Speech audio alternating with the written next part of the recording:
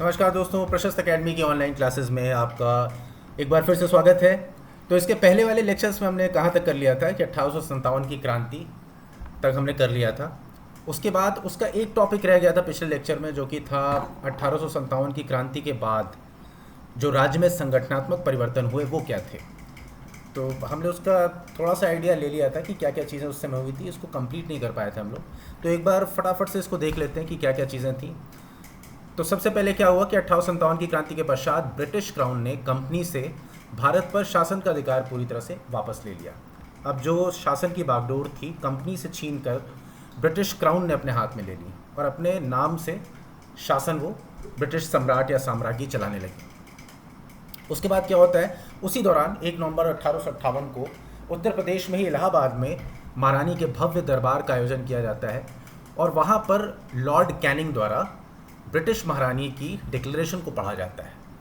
ठीक है, ये चीज़ें भी देख ली थी हम लास्ट टाइम। और क्या हुआ था, प्रदेश की राजधानी आगरा से बदल कर इलाहाबाद कर दिया गया था प्रदेश की राजधानी को। इसके पहले जो आगरा हुआ करता था 1857 की क्रांति के बाद उसको बदल कर इलाहाबाद कर दिया गया। ठीक है, और इसके बाद जो चौथा परिवर्तन हुआ वो ये था कि 2 भागों में बांट दिया गया संपूर्ण प्रदेश को। एक भाग था अवध और दूसरा था उत्तर प्रदेश पश्चिम प्रदेश। अवध तो एज इट इज़ रहा। उत्तर प्रदेश पश्चिम प्रदेश को जो था नॉर्थ वेस्ट जो प्रोविंस था उसको हम क्या किस नाम से जाना जाने लगा, उसके बाद आगरा नाम से। तो ये क्या क्या चीज़ें हुई, कुल मिला के आपके 4 पॉइंट हैं। पहला तो कंपनी से भारत पर शासन का अधिकार वापस ले लिया गया, साम्राज्य ने स्वयं अपने हाथ में शासन की बागडोर ले ली। दूसरा, इलाहाबाद में भव्य दरबार का आयोजन किया गया, यहीं पर लॉर्ड कैनिंग ने महारानी की उद्घोषणा को पढ़ा। उसके बाद आगरा से राजधानी को बदलकर इलाहाबाद स्थानांतरित कर दिया गया और प्रदेश को 2 भागों में बांट दिया गया, उत्तर पश्चिम प्रदेश यानी आगरा और अवध। तो इस तरह से हमने देख लिया कि क्या क्या जो प्रशासनिक परिवर्तन थे वो किए गए 1857 की क्रांति के बाद। ठीक है, अब आगे हम लोग चलते हैं। 1857 के समय के पश्चात उत्तर प्रदेश में जितने भी किसान आंदोलन हुए, एक बार उनको हम देख लेते हैं कि कौन कौन से किसान आंदोलन हुए। और ये बड़ा इंपॉर्टेंट पार्ट है। इंपॉर्टेंट पार्ट इसलिए क्योंकि पिछले साल ये क्वेश्चन बन चुका है, खास किसान आंदोलनों पे तो नहीं बना था। इसके पहले जो क्वेश्चन बना था वो धार्मिक सामाजिक जो सुधार आंदोलन हुए थे वो उत्तर प्रदेश में कौन कौन से हुए थे उनसे रिलेटेड प्रश्न बना था पिछले साल का, अगर आपको मेंस का पेपर याद हो। तो इसी तरह से इस बार के लिए ये बहुत इंपॉर्टेंट हो जाता है कि 1857 के बाद उत्तर प्रदेश में हुए किसान आंदोलनों पर एक संक्षिप्त विवरण लिखिए।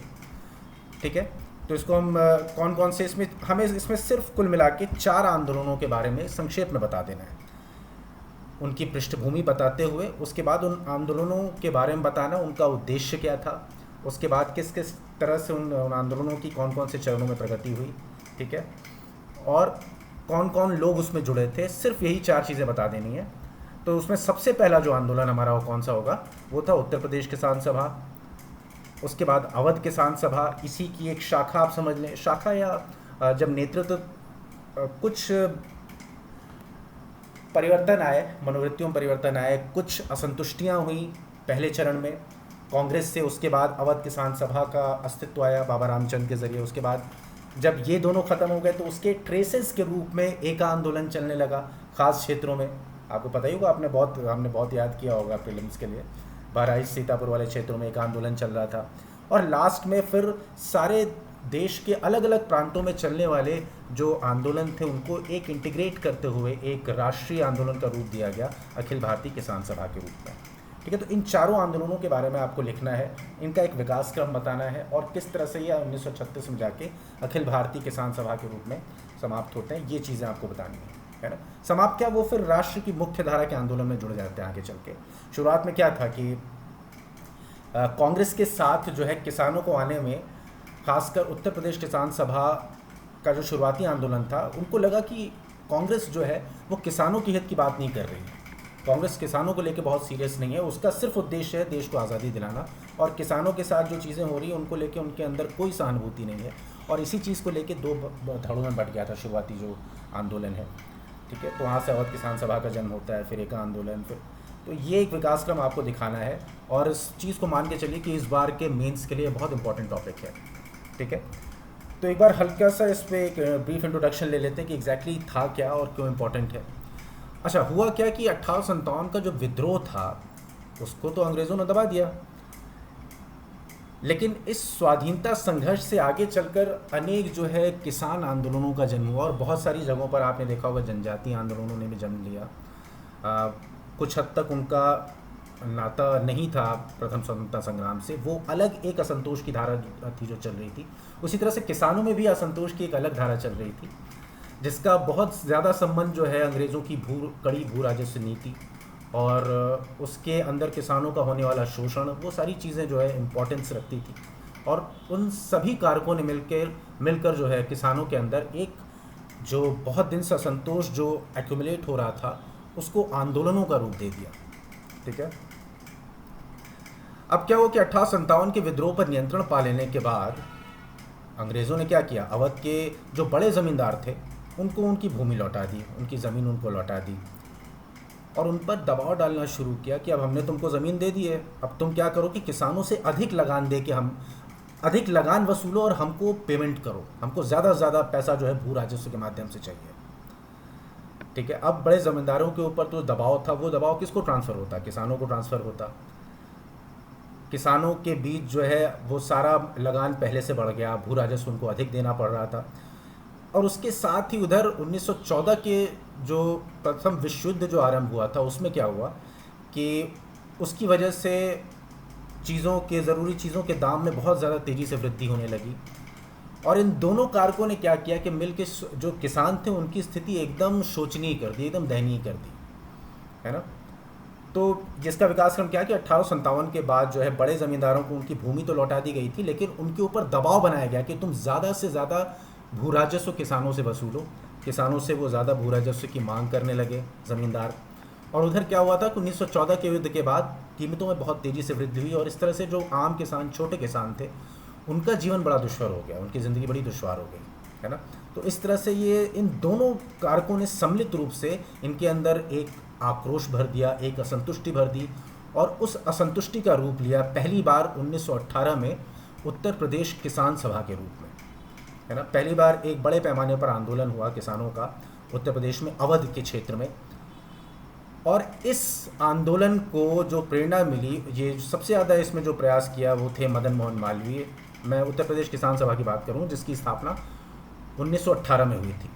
तो 1918 में जो स्थापित हुआ था इसमें मदन मोहन मालवीय, गौरी शंकर मिश्र और इंद्र नारायण द्विवेदी, इन तीनों का नाम आपको याद रखना है कि जो पहली 1918 में उत्तर प्रदेश किसान सभा का गठन हुआ उसके ये तीन प्रणेता थे। अब इसका कोड आप हल्का सा याद कर लें, आगे चलिए अभी मैं बता दूंगा इसका आगे कोड क्या है। इन तीनों को आपको याद रखना है। उसके बाद क्या हुआ कि ये बहुत तेज़ी से ये बढ़ता चला गया। आप सोचिए कि बहुत कम समय में इसकी लगभग 400 से ज़्यादा शाखाएं जो है हर जगह खुल गई, है ना। प्रतापगढ़, जौनपुर, इलाहाबाद, इन इलाकों में ये आंदोलन बड़ा सक्रिय रहा, बहुत ज़्यादा ये इंटेंस रहा। आपने पढ़ा भी होगा इनफैक्ट कि इसी आंदोलन के दौरान प्रतापगढ़ ज़िले में नाई धोबी बंद नाम का भी आंदोलन चलाया गया था। हाँ, तो ये भी इम्पोर्टेंट है। और कौन कौन से लोग उसमें शुरुआती कौन से थे? गौरीशंकर मिश्र, आपका मदन मोहन मालवीय और इंद्र नारायण द्विवेदी। उसके बाद और लोग इससे जुड़े, झिंगुरी पाल सिंह, दुर्गा पाल, और बाद में जो नाम आता है बड़ा इम्पोर्टेंट, जो बड़ा एक मिस्टीरियस नाम भी था, रामचंद्र, बाबा रामचंद्र का। तो ये इन्होंने तो बिल्कुल अलग ही एक आंदोलन की एक शाखा, और उस शाखा को उसने वृक्ष से विशाल बना दिया उन्होंने। अवध किसान सभा इतनी पॉपुलर हो गई जिसकी कोई गिनती नहीं, इसका कोई सानी नहीं उस समय। तो आगे चलकर इसमें बाबा रामचंद्र भी जुड़े। इसके अलावा आपके जवाहरलाल नेहरू हो गए और गौरी शंकर मिश्र, ऐसे लोगों का भी इसमें सहयोग हुआ। तो कुल मिला के ये आंदोलन धीरे धीरे 1918 में स्टार्ट तो हुआ, लेकिन बहुत तेज़ी से ये विकराल रूप इसने ले लिया इस आंदोलन ने।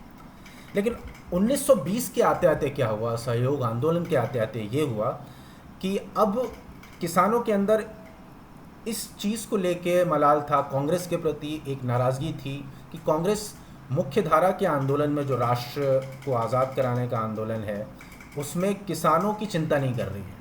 वो उसका सिर्फ उद्देश्य ये है कि देश को आज़ाद कराया जाए, और किसानों के साथ जो उत्पीड़न हो रहा है, जो शोषण हो रहा है, उसको लेकर वो कोई आवाज़ नहीं उठा रहा है कांग्रेस। तो इस चीज़ को लेके एक बड़ा तबका जो था इस पूरे उत्तर प्रदेश किसान सभा का, वो अलग हो गया इन लोगों से। और इनमें जो सबसे आगे थे वो थे बाबा रामचंद्र। उन्होंने अवध किसान सभा ही एक नया संगठन, एक नया आंदोलन ही खड़ा कर दिया, अवध किसान सभा नाम से। और अगर आप बाबा रामचंद्र के बारे में जानते होंगे तो बाबा रामचंद्र बड़े पहुँचे हुए आदमी थे। ये भी बड़े मिस्टीरियस इनका भी एक व्यक्तित्व रहा है पूरे आंदोलन के दौरान। ये 1916 में फ़िज़ी से यहाँ पर आए और कहा जाता है कि फ़िज़ी में भी इन्होंने इंडेंचर्ड जो लेबर था, वहाँ पर जो गिरमिटिया मज़दूर थे, उनकी बड़ी शोचनीय दशा हुआ करती थी। उनके ऊपर उन्होंने बहुत कुछ काम किया। वहाँ से यहाँ, वहाँ से वो मतलब गुप्त रूप से चिट्ठियाँ लिखा करते थे यहाँ के नेतृत्वकर्ताओं को कि आप आएँ यहाँ पर, आप अपने आंदोलन में यहाँ के लोगों की भी दशा के बारे में उठाएँ। तो ये क्रांतिकारी काम कर चुके थे पहले फ़िज़ी में। उसके बाद 1916 में ये यहाँ पर आते हैं और इनकी शैली बड़ी लोकप्रिय हो जाती है। ये रहते हैं जाति के, उच्च जाति के ब्राह्मण रहते हैं, लेकिन इन्होंने अपना नाम छिपा दिया रहता है। और यहाँ पर एक दमित वर्ग की महिला से ये विवाह भी करते हैं और हाथ में रामायण लेकर ये जगह जगह प्रचार, उसकी चौपाइयाँ बोलते हुए और किसानों को उद्वेलित करते हैं सरकार के खिलाफ। और इस तरह से बहुत तेज़ी से पॉपुलर होते हैं। और 1920 में अवध किसान सभा नाम से एक नया आंदोलन ही पैदा कर देते हैं। 1920 में अवध किसान सभा इतनी पॉपुलर, धीरे धीरे इतने ये ज़्यादा लोकप्रिय हो जाते हैं कि ये फिर एक बड़ी सी रैली करते हैं अयोध्या में।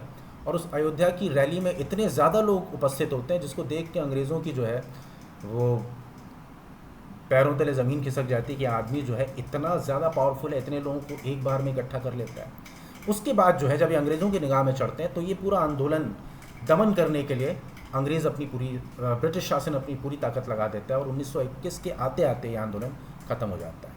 तो ये था पूरा, आप देखिए, उत्तर प्रदेश किसान सभा से लेके और एक आंदोलन आपका जो अवध किसान सभा थी, ये कैसे विकास क्रम में इस्टेब्लिश होती है। उसके बाद 21 के बाद भी जो है कुछ क्षेत्रों में ये एक छुटपुट सी धारा बची रह जाती है जो सीतापुर और बहराइच के क्षेत्रों में अभी भी किसान आंदोलन कर रहे होते हैं। एक आंदोलन इसको कहते हैं, एक आंदोलन का भी नाम सुना होगा। तो वो उसी की एक धारा थी, ये जो 18 से चली हुई धारा, उसी की एक धारा कुछ बची रह जाती। तो बहराइच, हरदोई और सीतापुर में एक आंदोलन के रूप में ये प्रस्फुटित होती है।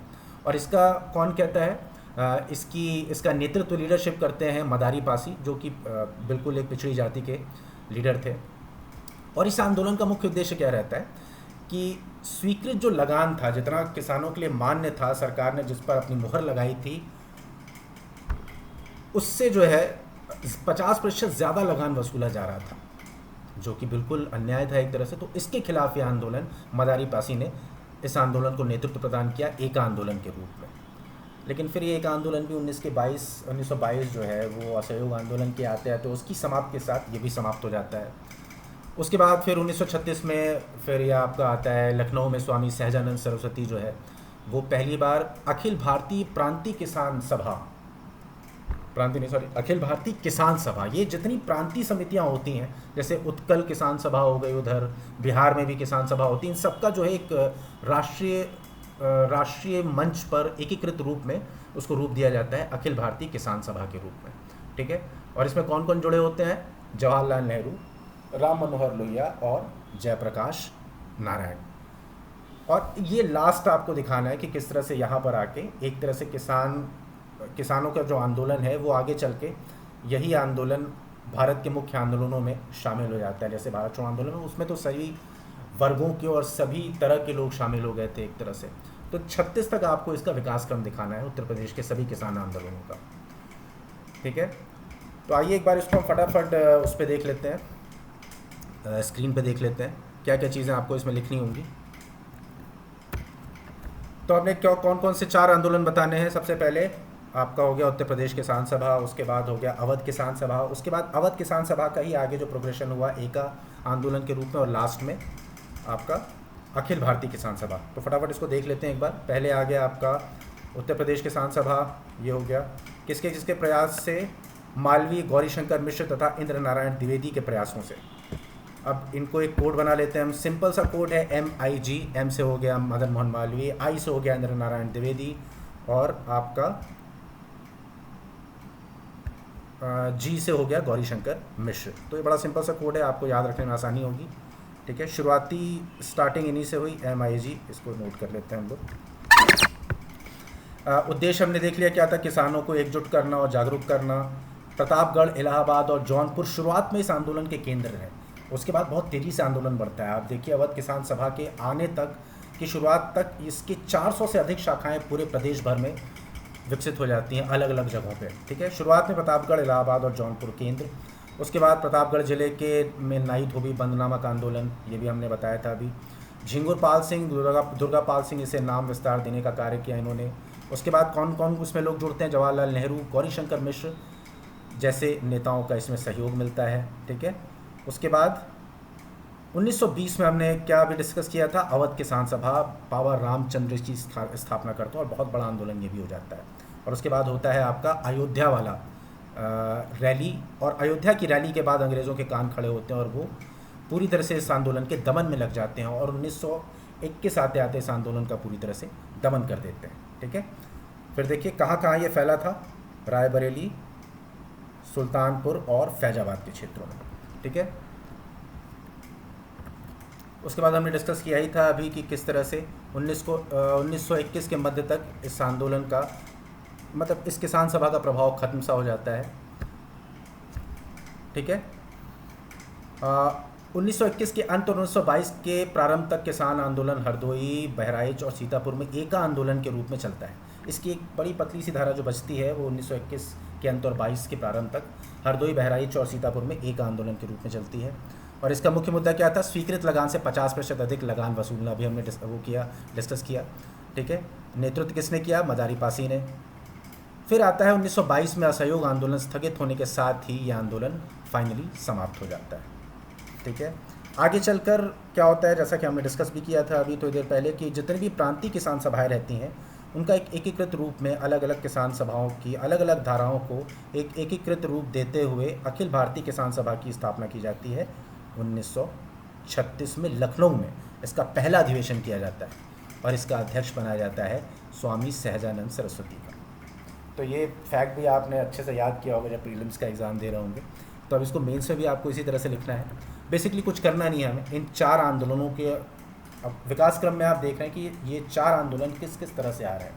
ठीक है, 1918, 1920, 1921, फिर लास्ट में 1936। बस इन चारों आंदोलनों के बारे में लिख दिया है हमने। जहाँ पर भी लगा कि कोड आपको बताना है तो मिक करके कोड भी बता दिया। उसके बाद आपको अवध किसान सभा में बाबा रामचंद्र सबसे इम्पोर्टेंट है ना, उसके बाद माता बदल पांडे, झिंगुरी सिंह और दुर्गा पाल, ये लोग भी इम्पोर्टेंट है। तो इन सब का आपको उल्लेख करना है ना। उसके बाद 36 में आप फाइनली अखिल भारतीय किसान सभा में आ जाएंगे और इसमें बता देंगे कि इसमें कौन कौन से दिग्गज लोग जुड़े हुए थे। तो इसमें भी एक से एक दिग्गज जुड़े हुए थे, जैसे जवाहरलाल नेहरू, राम मनोहर लोहिया और जयप्रकाश नारायण जैसे दिग्गज। ठीक है, इस तरह से हमारा किसान आंदोलन जो है उत्तर प्रदेश का ये बहुत इंपॉर्टेंट है। इस बार हो सकता है कि इससे एक सवाल आपका बन जाए, आप इसको ज़रूर याद करके चलें। बस पैटर्न याद रखें, 4 उनका जिक्र करना है, चारों में इंपॉर्टेंट नेताओं का नाम ले लेना है और उनका उद्देश्य क्या था ये बता देना। बस बात वहीं पे ख़त्म हो जाती। इसके अलावा 5वीं चीज़ आपको नहीं लिखनी है। ठीक है, अब चलिए हम आगे बढ़ते हैं। तो अलीगढ़ आंदोलन हमारा अगला टॉपिक है। अब क्या होता है, जैसे उधर हिंदुओं में भी राजा राम मोहन राय जैसे समाज सुधारकों का आविर्भाव होता है और हिंदू समाज में व्याप्त बहुत सारी कुरीतियों और बुराइयों का वो विरोध करते हैं ताकि एक आंतरिक सुधार उसमें आ सके। कुछ इसी तरह की चेतना लिए हुए आपके सैयद अहमद खां वो इस राजनीति के फलक पर उभरते हैं और 1857 में इन्होंने एक तरह से अंग्रेज़ों का साथ दिया था और अंग्रेज़ों के प्रति अपनी निष्ठा प्रदर्शित की थी। उसका एक कारण ये भी था कि 1838 में ये ईस्ट इंडिया कंपनी में इन्होंने ज्वाइन किया था एज अ जज के तौर पर, एक न्यायाधीश के तौर पर। और इतने वर्षों की सेवा और उसके अनुभव के आधार पर इन्होंने एक कंक्लूजन निकाला कि अगर मुसलमानों को मुख्य धारा में लाना, उनकी स्थिति को सुधारना है तो उन्हें अंग्रेज़ी शिक्षा लेनी होगी, है ना। तो ये उन सभी आंदोलनों से अलग था। अगर आप इसके बाद का देवबंद आंदोलन देखेंगे, इसके पहले का वहाबी आंदोलन देखेंगे, तो उन दोनों की धाराओं से अलग सर सैयद अहमद के विचार थे। वो मुसलमानों के एक तरह से रिफॉर्म पर ज़्यादा फोकस थे, उनके मॉडर्नाइजेशन पर ज़्यादा फोकस था उनका। उनके लिए मुसलमानों के लिए सबसे ज़रूरी कि अगर अपनी स्थिति को सुधारना है तो उन्हें मॉडर्न एजुकेशन, अंग्रेज़ों की वेस्टर्न एजुकेशन उन्हें लेनी पड़ेगी। इसी सोच के साथ उन्होंने अलीगढ़ आंदोलन का नेतृत्व किया और 1875 में इन्होंने अलीगढ़ एंग्लो ओरिएंटल, क्या पूरा नाम था देखिए मैं मिस कर रहा हूँ, Anglo oriental Mohammedan college, yes, Mohammedan Anglo Oriental college की स्थापना की इन्होंने 1875 में, और यही आगे चलकर अलीगढ़ मुस्लिम यूनिवर्सिटी का रूप लेता है। तो कुल मिला के अलीगढ़ आंदोलन पूरी तरह से किस पे केंद्रित है, हमको क्या बताना है, सर सैयद अहमद खां ये पहले मुस्लिम रिफॉर्मिस्ट थे जिन्होंने मुस्लिमों की जो एजुकेशन थी और जो एजुकेशनल रिफॉर्म था उनको बेहतर शिक्षा प्रदान करने पर, अंग्रेज़ी शिक्षा प्रदान करने पर बल दिया था। कुल मिला के इन्हीं के बारे में हमको बता देना है और इन्हीं के अचीवमेंट्स के बारे में बता देना है। सिर्फ यही अलीगढ़ आंदोलन है और कुछ नहीं बताना है आपको इस पूरे प्रश्न में। तो पहला आपका क्या हो जाएगा, उसी तरह से हमारे पॉइंट्स भी हैं। पहला क्या है, अंग्रेज़ी हुकूमत के पक्षधर जो है सैयद अहमद खां थे, वो हिमायती थे अंग्रेज़ों के। 1857 में सैयद अहमद ने मुस्लिमों को आधुनिक शिक्षा, ये 1857 नहीं है, ये 1875 है, ये मैं कई जगह ये गलत भी लिखा है, ये 1875 होना चाहिए। तो this is 1875 the year in which he founded Mohammedan Anglo Oriental College which later became as Aligarh Muslim University. तो ये फैक्ट आपको याद रखना है कि 1875 में इन्होंने मुस्लिमों को आधुनिक शिक्षा देने के लिए, उसका उद्देश्य क्या था, मुस्लिमों को आधुनिक शिक्षा देना, इसके लिए इन्होंने क्या किया, Aligarh Mohammedan Anglo oriental school की स्थापना की और यही आगे चलकर 1920 में अलीगढ़ मुस्लिम विश्वविद्यालय बना। तो पहला आपने बता दिया सैयद अहमद खां, इनके बारे में आपने फैक्ट बता दिया कि ये अंग्रेज़ों के हिमायती थे और अंग्रेज़ों की ही ईस्ट इंडिया कंपनी में ये एक जज के तौर पर इन्होंने काम किया था काफ़ी समय तक, और उसी के आधार पर इन्होंने ये सोचा कि अगर मुसलमानों को आगे बढ़ाना है तो वेस्टर्न एजुकेशन उनको देनी पड़ेगी। और इस वेस्टर्न एजुकेशन के माध्यम से उन्होंने क्या उद्देश्य उनका क्या था कि मुस्लिम समाज में जो व्याप्त बुराइयां हैं उनको दूर किया जाए इस एजुकेशन के माध्यम से, ठीक है। इसी के साथ उन्होंने दास व्यवस्था और पीरी मुरादी प्रथा, यानी पीर को गुरु मानकर श्रद्धालु बनाने की जो प्रथा थी, इसका भी उन्होंने प्रबल विरोध किया, ठीक है। 1865 में इन्होंने साइंटिफिक सोसाइटी की स्थापना कर अनेक अंग्रेज़ी ग्रंथों का उर्दू में भी अनुवाद कराया। तो आपको क्या बताना है, मोहम्मदन एंग्लो ओरिएंटल स्कूल की स्थापना इनको बताना है, इनका उद्देश्य बताना है आधुनिक शिक्षा प्रदान करना मुसलमानों को, ठीक है। और इसके बाद पीरी मुरादी दास व्यवस्था जैसी प्रथाओं का इन्होंने विरोध किया, ये बताना है। और 1865 में इन्होंने साइंटिफिक सोसाइटी की स्थापना की, आपको ये बता देना है। और उसके बाद उन्होंने किन किन पत्रिकाओं का, एक दो पत्रिकाओं का भी आपको नाम लेना है, ठीक है। जैसा हो गया आपका भक्त मुसलमान और दूसरा हो गया तहजीब उल अखलाक। ये दोनों पत्रिकाएं जो है सर सैयद अहमद खां की शुरू की गई पत्रिकाएं थी, ठीक है। तो इस तरह से आपका अलीगढ़ आंदोलन हो जाता है। और आपको लास्ट में अगर चाहें तो आप एक छोटा सा फैक्ट और ऐड कर सकते हैं कि इस पूरे आंदोलन में उनका साथ देने वाले लोग या उनके समर्थक कौन लोग थे, तो उनका नाम था मौलाना शिबली नुमानी और दूसरा अल्ताफ़ हुसैन और फिर एक चिराग अली, नज़ीर अहमद, चिराग अली, मौलाना शिबली नुमानी, अल्ताफ़ हुसैन, ये चारों लोग जो है इस आंदोलन में उनके साथ थे। तो इस तरह से हमने क्या कर लिया, हमने इसके पहले अवध किसान सभा, प्रांतीय किसान सभा, अखिल भारतीय किसान सभा और उत्तर प्रदेश किसान सभा के बारे में पढ़ा, एक आंदोलन के बारे में पढ़ा। इस स्लाइड में हमने पढ़ लिया अलीगढ़ आंदोलन के बारे में। अब अगली स्लाइड में चलते हैं। एक धारा और भी थी मुसलमानों में ही जो बिल्कुल अलीगढ़ आंदोलन के विपरीत थी। जैसा कि मैंने अलीगढ़ आंदोलन पढ़ाने के पहले भी इस चीज़ को आपसे जिक्र किया था कि उसके ठीक पहले एक धारा ऐसी थी जो मुसलमानों के उसी रेडिकलाइजेशन या उसी तरह से उनके ट्रेडिशनल शिक्षा पद्धति या पारंपरिक शिक्षा पद्धति की समर्थक थी, जो चाहती थी कि मुसलमान जो है कुरान और हदीस पर फोकस करें और ज़्यादा वेस्टर्न एजुकेशन में कुछ धरा नहीं है। तो उनका उद्देश्य कुछ और था और इधर सर सैयद अहमद खां ये बिल्कुल अलग रास्ते पर चल रहे थे। सर सैयद अहमद खां को शुरुआत में हिंदू मुस्लिम यूनिटी का एक बड़ा पक्षधर माना जाता है। हालांकि अगर देखा जाए तो टू नेशन थ्योरी का बाद में इन्होंने ही बीज एक तरह से डाला और इसके लिए उनकी प्रसिद्ध जो स्पीच थी 1887 वाली, वो काफ़ी इम्पोर्टेंट थी। तो इस तरह से शुरुआत में जो हिंदू मुस्लिम एकता का पैरोकार आगे चल के किस तरह से उनके विचार बदले और वो धीरे धीरे द्विराष्ट्र सिद्धांत के समर्थक हो गए। उन्होंने खुल के तो नहीं कहा, लेकिन उनके अंत के भाषणों में ये सारी चीज़ें देखने को मिलती हैं।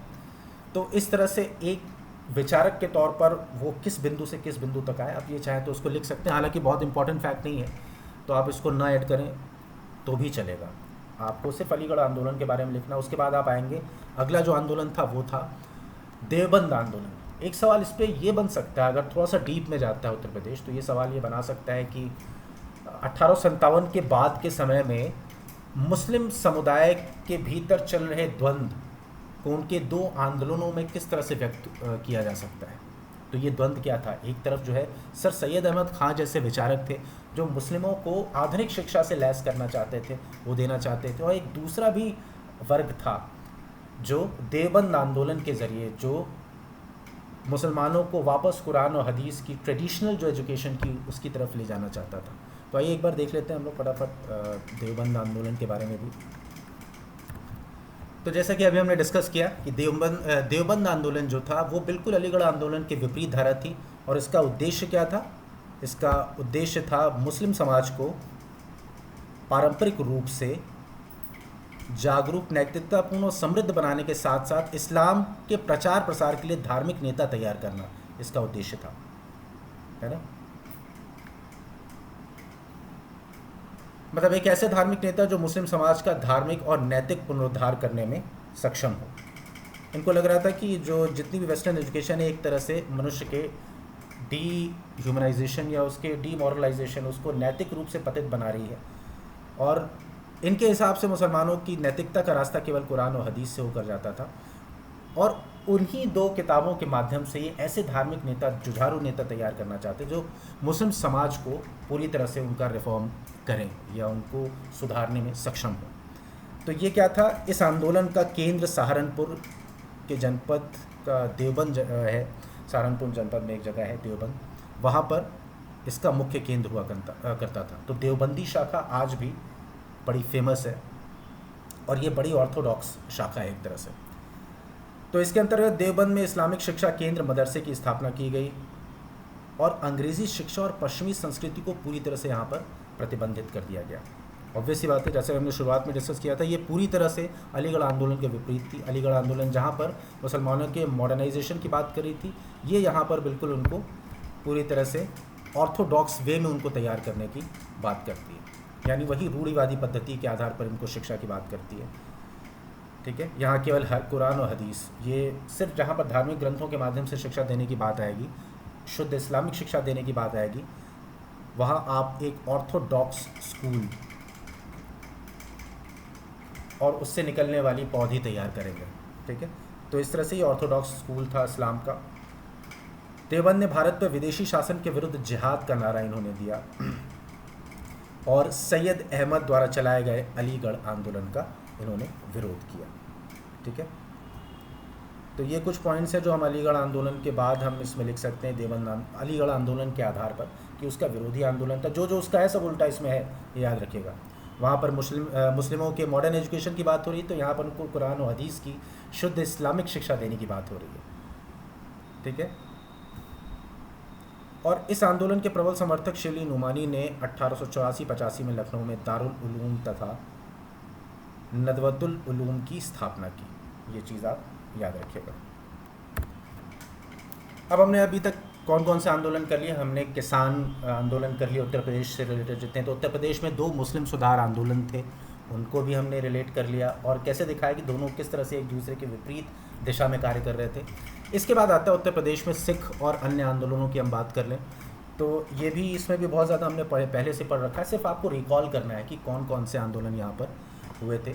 उनमें से जो सबसे पहला था राधा स्वामी मत, इसकी स्थापना 1861 में शिव दयाल सिंह साहब ने की थी। कहाँ पर की थी? आगरा में। तो ये चीज़ हम याद रखेंगे कि अन्य आंदोलन में कौन कौन से थे। हिंदू और सिख समाज में भी आंदोलन शुरू हुए इन दोनों के बाद। इन दोनों समुदायों, इन दोनों धर्मों में जो व्याप्त रूढ़िवादिता थी उसको ख़त्म करने के लिए आंदोलन शुरू हुए। और उनमें जो है इन दोनों मतों से दोनों समुदाय के लोग जिस आंदोलन में शामिल थे वो आंदोलन कौन सा था? राधा स्वामी मत, राधा स्वामी आंदोलन। इसकी स्थापना श्री दयाल सिंह साहब ने आगरा में की थी 1861 में। हिंदू और सिख दोनों इसके अनुयायी थे, इसको भी लिख देना आपको। और इसमें नकली गुरुओं और आडंबर की निंदा की गई थी, इसको भी आपको याद रखना कि ये एक तरह का दोनों पंथों का, एक तरह से दोनों की बुराइयों को दूर करने के लिए ये चलाया गया आंदोलन था, राधा स्वामी आंदोलन।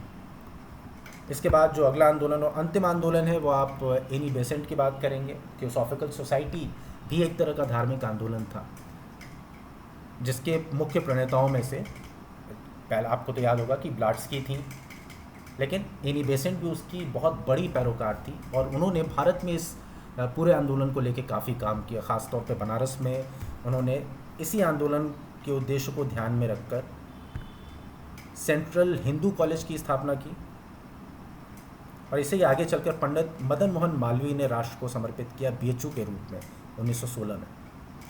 ठीक है, तो इस तरह से हमें सिख और अन्य आंदोलनों में सिर्फ 2 आंदोलनों के बारे में बताना है, राधा स्वामी मत।